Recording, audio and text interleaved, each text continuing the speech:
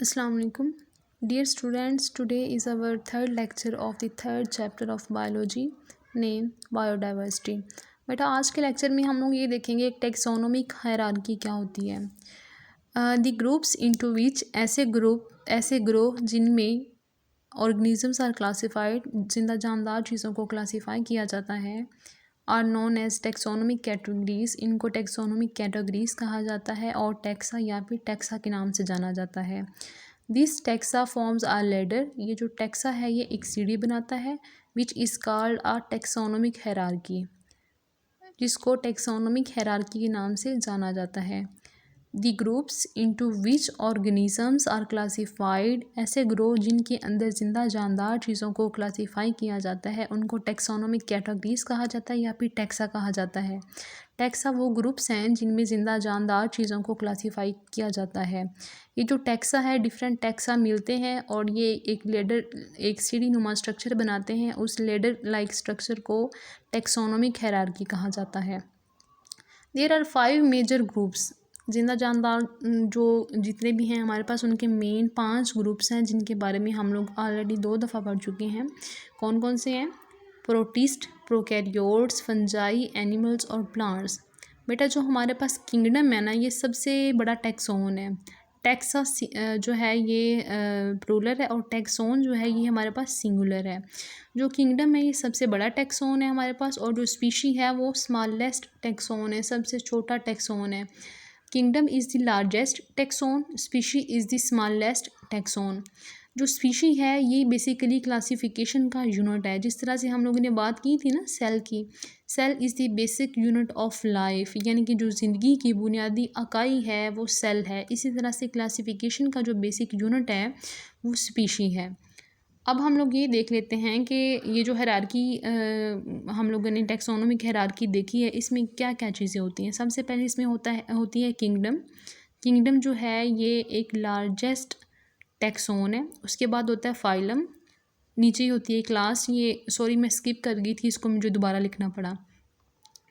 तीसरे नंबर पे चौथे नंबर पे हमारे पास होता है ऑर्डर। बेटा आप लोगों ने इसकी नंबरिंग भी चेंज कर देनी है, वो मिस्टेकनली मुझे एक मैंने स्किप कर दिया था तो मेरी नंबरिंग जो है ये फिर ख़राब हो गई है।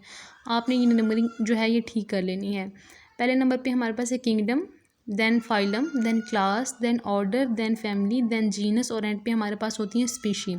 स्पीशी मैंने आपको बताया कि ये स्मॉलेस्ट लेवल है, स्मॉलेस्ट टेक्सोन है और ये बेसिक यूनिट है क्लासिफिकेशन का। जो स्पीशीज़ हैं ये एक ही तरह के जानदारों से मिलकर बनती हैं, यानी कि जो सिमिलर ऑर्गेनिजम्स हैं वो मिलकर क्या बनाते हैं? स्पीशीज़। और जो सिमिलर स्पीशीज़ हैं या रिलेटेड स्पीशीज़ हैं वो मिलकर क्या बनाती हैं? जीनस। जीनस जो है ये सिंगुलर है और जो डिफरेंट रिलेटेड जो जीनस हैं यानी कि अगर वो ज़्यादा हो जाएंगे तो उसको हम लोग जेनरा कहेंगे। रिलेटेड जेनरा मिलके बनाते हैं फैमिली और जो रिलेटेड फैमिलीज़ हैं वो मिलके बनाती हैं ऑर्डर और जो रिलेटेड ऑर्डर्स होते हैं वो मिलके बनाते हैं क्लास और जो रिलेटेड क्लासेस होती हैं वो मिलके फाइलम बनाती हैं और फाइलम से नेक्स्ट स्टेप कौन सा होता है? किंगडम का। तो ये टेक्सोनोमिक हायरार्की के स्टेप्स थे जिनमें हम लोगों ने पहले सबसे बात की स्पीशी की। सबसे पहले होती है स्पीशी। अगर हम लोग मतलब असेंडिंग ऑर्डर में देखें तो सबसे छोटा लेवल होता है स्पीशी का, देन जीनस, उसके बाद फैमिली आती है, ऑर्डर आता है क्लास, फाइलम और एंड पे किंगडम। और अगर हम लोग डिसेंडिंग ऑर्डर में देखें ऊपर से नीचे तो जो सबसे बड़ा लेवल है वो है किंगडम, फिर आता है फाइलम, फिर क्लास, फिर ऑर्डर, फिर फैमिली, फिर जीनस और एंड पे हमारे पास आती हैं स्पीशी। अब आपकी बुक में 2 जिंदा जानदार जो हैं 2 ऑर्गेनिजम्स हैं उनकी क्लासिफिकेशन दी हुई है। सबसे पहले हम लोग उनके टैक्सा देख लेते हैं। टैक्सा वही हैं जो हम लोगों ने प्रीवियसली पढ़े हैं। कौन कौन से हैं? किंगडम है, फाइलम है, क्लास है, ऑर्डर है, फैमिली है, जीनस है और एंड पे स्पीशी है। अगर हम लोग ह्यूमन बींग्स की बात करें तो ह्यूमन बींग की किंगडम कौन सी है? Kingdom Animalia. लेकिन अगर ये एनिमीलिया जानदारों की, जानवरों की किंगडम है। और अगर किंगडम वैसे किस चीज़ को कहते हैं? सल्तनत को, किसी चीज़ की बादशाही को। और अगर हम लोग किसी भी प्लांट की या फिर पी की किंगडम की बात करें तो कौन सी किंगडम है उनकी? उनकी है किंगडम प्लांटी। अगर हम लोग उसकी फाइलम की बात करें तो ह्यूमन बींग्स का जो फाइलम है वो कॉर्डेटा है और जो पी का फाइलम है वो है मैग्नीलियोफाइटा। मैग्नीलियोफाइटा, ठीक है। अगर हम लोग इसकी क्लास की बात करें तो क्लास कौन सी है, क्लास जो ह्यूमन बींग्स की है वो है मेमेलिया, और जो पी की है वो है मैग्नोलियोप्सिडा। अगर उसकी ऑर्डर देखें तो प्राइमेट्स ऑर्डर है ह्यूमन बींग्स का, और फीमेल जो है ये ऑर्डर है पी का। फैमिली की बात करें तो होमिनाइडी जो फैमिली है ये ह्यूमन बींग्स की है, और जो फेबेसी है ये फैमिली है पी की। जीनस इसका ह्यूमन बींग्स का होमो है, और इसका स्पीशीज़ जो है वो सैपियंस है। होमो सैपियन साइंटिफिक नेम है इंसान का। और अगर हम लोग पी की देखें, पी का जीनस जो है ये पाइसम है, पाइसम, और जो इसकी स्पीशी है वो है सैटिवम। पाइसम सैटिवम पी का साइंटिफिक नेम है। तो ये हम लोगों ने इसकी बात कर ली है उनकी क्लासिफिकेशन की, ह्यूमन बींग्स की क्लासिफिकेशन की, और एक पी की क्लासिफिकेशन की। बेटा ये आपको शॉर्ट क्वेश्चन पूछा जा सकता है, वैसे ये बहुत रेयर होता है, इतनी डिफ़िकल्ट चीज़ें नहीं आती होती, लेकिन समटाइम्स पूछा जा भी सकता है, तो आपने इसको एज इट इज़ ही याद करना है, ठीक है। और MCQ के हवाले से आपने इसको अच्छी तरह से देख लेना है। नेक्स्ट हमारे पास आता है बेसिक यूनिट ऑफ क्लासिफिकेशन। तो पीछे अभी मैंने बताया कि बेसिक यूनिट क्लासिफिकेशन का क्या है, बताएं ज़रा मुझे जी। क्लासिफिकेशन का जो बेसिक यूनिट है वो है स्पीशी। अब हम लोग ये देख लेते हैं कि स्पीशी क्या है। Species is a group of organism, जिंदा जानदार चीज़ जो हैं उनका एक ऐसा ग्रोह विच कैन इंटरब्रीड, जो आपस में इंटरब्रीड कर सके, यानी कि आपस में अपनी नस्ल बढ़ाने के लिए सेक्सुअल कॉन्टैक्ट कर सके, अमंग दैमसेल्व्स, अपने आपस में, एंड प्रोड्यूस फर्टाइल ऑफस्प्रिंग्स, और ऐसी औलाद पैदा करे जिसके अंदर फर्दर औलाद पैदा करने की काबिलियत हो। स्पीशी एक ऐसा ग्रुप है, और किसका ग्रुप है, ऑर्गेनिजम्स का। वो ऑर्गेनिजम्स क्या करते हैं, उनके अंदर इतनी एबिलिटी होती है कि वो आपस में इंटरब्रीड करते हैं और फर्टाइल ऑफस्प्रिंग पैदा करते हैं। यहाँ तक इसकी डेफिनेशन जो है हो जाती है। Species is a group of organisms which can interbreed among themselves and produce fertile offspring. एक होती है फर्टाइल ऑफस्प्रिंग, एक होती है इनफर्टाइल ऑफस्प्रिंग। ऑफस्प्रिंग औलाद को कहते हैं। फर्टाइल मतलब ज़रखेज़, इनफर्टाइल मतलब जिसके अंदर ज़रखेज़ी नहीं होती है।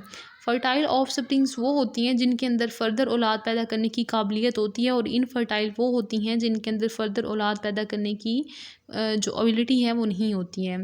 Isolated from all such groups in nature, और ये स्पीशीज़ को इसके जो मतलब बाकी जो ग्रुप्स हैं कुदरत के अंदर उनसे चुन लिया जाता है। ये वो स्पीशीज़ वो होती हैं जिनके अंदर रिप्रोड्यूस करने की एबिलिटी होती है, इंटरब्रीड करने की, और फर्टाइल ऑफस्प्रिंग पैदा करने की एबिलिटी होती है।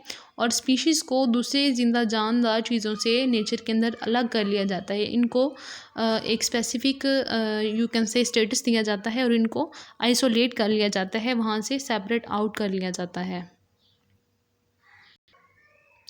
Each species has its own distinct structural, ecological and behavioural characteristics. जो हर स्पीशी है उसका अपना स्ट्रक्चर है, उसकी अपनी इकोलॉजी है, यानी कि उस माहौल के साथ उसका अपना एक ताल्लुक़ है, और उसकी अपनी ही बिहेवियर है, उसका अपना रवैया होता है। हर स्पीशी का एक अपना स्ट्रक्चर है, उसकी इकोलॉजिकल और उसका जो बिहेवियरल करेक्टरिस्टिक्स हैं वो अलग हैं। बेटा जो अल्लाह ताला की तरफ से चीज़ें होती हैं ना, एज़ इट इज़ ये अगर होती रहें तो वो अच्छा होता है। जब हम लोग इंसान खुद उसमें अपनी मर्ज़ी, अपनी मंशा के मुताबिक वो चीज़ें करना शुरू करते हैं तो वो चीज़ें ख़राब हो जाती हैं। मेल डंकी जो है इसका इंटरब्रीड इसको किसके साथ इंटरब्रीड करना चाहिए, फ़ीमेल डंकी के साथ। लेकिन जो इंसान है इन्होंने क्या किया, इन्होंने एक तजर्बा करने के लिए मेल डंकी को होना तो उसका जो क्रॉस होना था वो तो होना चाहिए था ना फ़ीमेल डंकी के साथ, लेकिन इन्होंने मेल डंकी को फ़ीमेल हॉर्स के साथ, हॉर्स और जो डंकी इनके अंदर काफ़ी ज़्यादा सिमिलैरिटीज़ होती हैं, मतलब काम भी सेम होता है, बाय स्ट्रक्चर भी ये काफ़ी हद तक सेम होते हैं। तो मेल डंकी को जब फीमेल हॉर्स के साथ इंटरब्रीड करवाया गया तो बदले में बजाय इसके कि अब देखें ना, या अब ना तो वो हॉर्स बन सकता था ना फिर वो डंकी बन सकता था। जब वो दोनों मिलेंगे तो उनके मिलने से एक नई चीज़ वजूद में आ गई जिसको हम लोग म्यूल कहते हैं। म्यूल खच्चर होता है, ये डंकी की तरह नज़र आता है लेकिन ये असल में डंकी जैसी इसके अंदर जो सिमिलर प्रॉपर्टीज़ हैं, उसकी करैक्टरिस्टिक्स हैं वो नहीं होती हैं, और ये इनफर्टाइल होता है, ये फ़र्दर अपनी नस्ल नहीं बढ़ा सकता। मतलब ये किसी भी ज़िंदा जानदार चीज़ के साथ इंटरब्रीड करके फ़र्टाइल ऑफस्प्रिंग्स पैदा नहीं कर सकता। तो जो नेचुरली कुदरत के कवानीन थे, जब हम लोग उनके ख़िलाफ़ गए तो हमारे पास जो चीज़ वजूद में आई वो बिल्कुल एक यूज़लेस चीज़ थी। ये हमारे किसी काम की नहीं है सिवाय इसके कि ये वज़न उठा लेता है, आजकल तो वैसे भी इसका फैशन कम हो गया है। पहले ज़मानों में लोग खच्चर के ऊपर सामान लाद के एक जगह से दूसरी जगह ले जाया करते थे। अच्छा, नेक्स्ट हमारे पास है हिस्ट्री ऑफ क्लासिफिकेशन। हिस्ट्री किस चीज़ को कहते हैं? हिस्ट्री कहते हैं तारीख़ को। अरिस्टोटल को फादर ऑफ बायोलॉजी या फादर ऑफ बॉटनी भी कहा जाता है, क्योंकि ये वो बंदा था जिसने बायोलॉजी का कॉन्सेप्ट दिया था। इसको उर्दू में अरस्तु कहा जाता है। Aristotle gave the concept of classification. इसने क्लासिफिकेशन का तसव्वुर पेश किया था।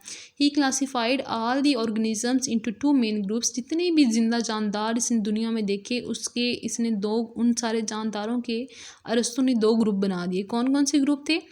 एक ग्रुप था प्लांटी और दूसरा ग्रुप था एनिमेलिया। जो प्लांट्स की तरह के एनिमल्स सारे जानदार थे प्लांट की तरह के, उनको प्लांटी किंगडम में रख दिया, और जो एनिमल्स की तरह के सारे जानदार थे उनको किंगडम एनिमेलिया में रख दिया।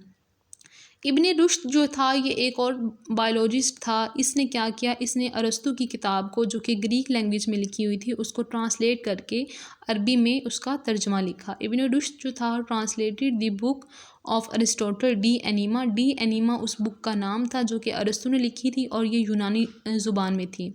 इसको तर्जमा करके उसने अरबी ज़बान में इसका तर्जमा लिखा। ठीक है। नेक्स्ट हमारे पास है अबू उस्मान उमर अल जहीज़। इसने क्या किया था? He describe the characteristics of 350 species of animals in his book. इसने 350 जानदार लिए, एनिमल्स यानी कि जो जानवर हैं, जानवरों की तकरीबन 350 स्पीशीज़ के बारे में, उनकी सारी की सारी खसूसियात के बारे में अपनी एक बुक में लिखा।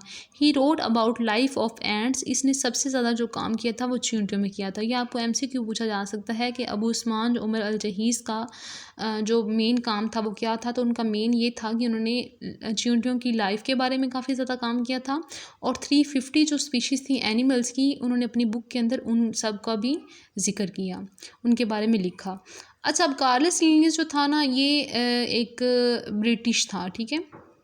ही divided the nature in 3 kingdoms. इसने कुदरत को 3 किंगडम में डिवाइड कर दिया था, मिनरल को, वेजिटेबल और एनिमल में। He gave the scientific names for species. इसको इस वजह से शोहरत मिली थी क्योंकि इसने ज़िंदा जानदार चीज़ों के नाम रखे थे, साइंटिफिक नेम्स रखे थे। नेक्स्ट हम लोग देख लेते हैं कि 2 किंगडम क्लासिफिकेशन सिस्टम क्या होती है। तो जो पुराना सिस्टम था क्लासिफिकेशन का, वो किसने दिया था? अरस्तु ने। अरस्तु ने क्या किया था? अरस्तु ने सारे के सारे जो जिंदा जानदार थे उनको 2 ग्रोहों में तकसीम कर दिया था। कौन कौन सी किंगडम्स थी? किंगडम प्लांटी और kingdom animalia. In the oldest system all organisms were classified into 2 kingdoms. कौन कौन सी किंगडम्स थी वो? Kingdom Plantae and kingdom animalia.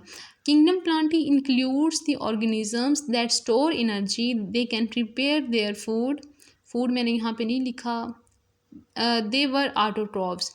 Kingdom Animalia में सारे के सारे वो जानदार थे जो एनर्जी को स्टोर करते थे। कौन सी एनर्जी को? सनलाइट एनर्जी को स्टोर करते थे और अपने लिए खुराक खुद तैयार करते थे। वो खुराक के लिए किसी दूसरे इंसान पे, किसी दूसरे जानदार पे डिपेंड नहीं करते थे, और इनको ऑटोट्रॉफ्स कहा जाता था। ये वो जानदार थे जो कि किंगडम प्लांटी में मौजूद थे, किंगडम प्लांटी में पाए जा रहे थे। बाकी अगर हम लोग किंगडम एनिमेलिया की बात करें तो दी organisms that can not prepare their food, ऐसे जानदार जो अपनी खुराक खुद तैयार नहीं कर सकते थे, and they depend on autotrophs, और वो ऑटोट्रॉफ्स पे डिपेंड करते थे। किस लिए? फॉर देयर फूड, अपनी खुराक हासिल करने के लिए। वर इंक्लूडेड, उनको शामिल किया गया था इन किंगडम एनिमेलिया में, और दे वर हेट्रोट्रॉफ्स, और इनको हेट्रोट्रॉफ्स कहा जाता था। ठीक है। ऐसे ऑर्गेनिजम्स जिनके अंदर अपनी खुराक पैदा करने की एबिलिटी थी, जो कि एनर्जी को स्टोर करके उसको यूज़ करके अपनी खुराक तैयार कर लेते थे, अरस्तु ने उन जानदारों को किंगडम प्लांटी के अंदर रख दिया था। और वो जानदार जो अपनी खुराक खुद नहीं बना सकते थे, जिनको अपनी खुराक के लिए ऑटोट्रॉफ्स पे डिपेंड करना पड़ता था, उसको उन सारे जानदारों को अरस्तु ने किंगडम एनिमेलिया में रख दिया। According to this system, bacteria, fungi and algae were included in kingdom Plantae. इस सिस्टम के अकॉर्डिंग जो अरस्तु था उसने बैक्टीरिया, फंजाई और एल्गी को भी किंगडम प्लांटी में ही रख दिया था, लेकिन इसको रखना नहीं चाहिए था। आगे चल के हम लोग ये देखेंगे कि इसकी क्या मतलब ड्रॉबैक्स है, इसके क्या डिफेक्ट्स थे। इसकी अगर हम लोग डिफेक्ट्स की बात करें, टू किंगडम क्लासिफिकेशन सिस्टम के अंदर कुछ प्रॉब्लम्स थे, अगर हम लोग उनको देखें तो कुछ प्रॉब्लम्स ये थे कि कुछ एनिमल्स ऐसे थे, कुछ ऑर्गेनिजम्स ऐसे थे जिनके अंदर प्लांट की तरह के भी करैक्टर्स थे और उनके अंदर एनिमल्स की तरह के भी करैक्टर्स थे। तो अब उनको या तो फिर प्लांट वाले में रखना चाहिए था या फिर उनको एनिमल वाले में रखना चाहिए था, लेकिन टू किंगडम क्लासिफिकेशन सिस्टम में वो सारी चीज़ें मिक्स अप थी, हर चीज़ जो है वो बस डाल के रख दी थी। प्लांट की तरह जैसा कि युगलीना के अंदर प्लांट की तरह का करैक्टर ये था कि उसके अंदर क्लोरोफिल थी। क्लोरोफिल जो है ये पौधों की खसूसियात है, क्योंकि पौधे अपनी खुराक खुद तैयार करते हैं क्लोरोफिल के ज़रिए। लेकिन इसके अंदर एनिमल की तरह का स्ट्रक्चर ये था कि ये हेट्रोट्रॉफिक इन नेचर था। दिन के वक्त ये क्लोरोफिल को यूज़ करके ऑटोट्रॉफिक नेचर शो करता था, लेकिन जैसे ही रात हुई, सूरज गुरूब हुआ, तो इसकी क्लोरोफिल ने काम करना बंद कर दिया। तो ये हेट्रोट्रॉफ था, क्योंकि रात के टाइम इसको अपना खाने के लिए किसी और पे डिपेंड करना पड़ता था। अच्छा, जो सेल वाल है ना, ये प्लांट्स की करैक्टरिस्टिक है, यानी कि प्लांट्स के जो सेल्स हैं उनके अंदर सेल वाल होती है, एनिमल के सेल के अंदर सेल वाल नहीं होती है। लेकिन जो युगलीना था इसके पास सेल वाल भी नहीं थी, तो ये इसका करैक्टर जो था ये एनिमल की तरह का था। तो इसकी प्रॉब्लम थी, वो अरस्तू को ये समझ नहीं आ रहा था कि मैं अब युगलीना को कहाँ पे रखूँ, क्योंकि युगलीना ना तो प्लांट है ना ये फिर एनिमल है। जो अरस्तू ने क्लासिफिकेशन दी थी उसमें बस उसने दो चीज़ें फोकस की थी, यानी कि ऑटोट्रॉफ्स और हेट्रोट्रॉफ्स। हेट्रोट्रॉफ्स वो थे जो एनिमल से जो अपनी फूड प्रिपेयर नहीं कर सकते थे, और ऑटोट्रॉफ्स वो थे जो प्लांट्स थे, प्लांट लाइक थे, जो अपनी खुराक खुद बना सकते थे। अब युगलीना का मसला आ गया, इसमें कुछ तो करैक्टरिस्टिक्स, इसमें क्लोरोफिल भी थी, अगर क्लोरोफिल को देखा जाता तो इसको प्लांट्स में रखना चाहिए था। लेकिन अगर हम लोग ये देखते कि इसके अंदर सेल वाल मौजूद नहीं है, तो ये तो करैक्टर इसका एनिमल की तरह का था। तो इसके बारे में कुछ अरस्तू ने नहीं बताया, तो ये इसका ड्रॉबैक था, यानी कि टू किंगडम क्लासिफिकेशन का ये एक नक्स था, ये एक प्रॉब्लम था। This system also ignores difference between the eukaryotes and prokaryotes और यूनिसेलुलर और मल्टीसेलुलर ऑर्गेनिज्म। ये सिस्टम हमें ना तो यूनिसेलुलर और मल्टीसेलुलर का फ़र्क बताता था, ना इसने हमें ये बताया कि जो प्रोकैरियोट्स हैं और यूकैरियोट्स हैं वो एक दूसरे से किस तरह से डिफ्रेंशिएट करते हैं। तो दो प्रॉब्लम्स यहाँ पे आ गई। पहला प्रॉब्लम तो युगलीना का था कि युगलीना को अब कहाँ पे रखा जाए, और दूसरा प्रॉब्लम ये था कि हमें ना तो यूकैरियोट प्रोकैरियोट के बारे में पता था, ना फिर यूनिसेलुलर और मल्टीसेलुलर ऑर्गेनिजम्स के बारे में हमें ये सिस्टम कोई इन्फॉर्मेशन देता था। तो इंशाल्लाह अपने नेक्स्ट लेक्चर में हम लोग ये देखेंगे कि इस प्रॉब्लम को किस तरह से सॉर्ट आउट किया गया और इसके क्या सोल्यूशन निकले थे। तो अगले लेक्चर में हम लोग पढ़ेंगे three kingdom classification system. Thank you so much.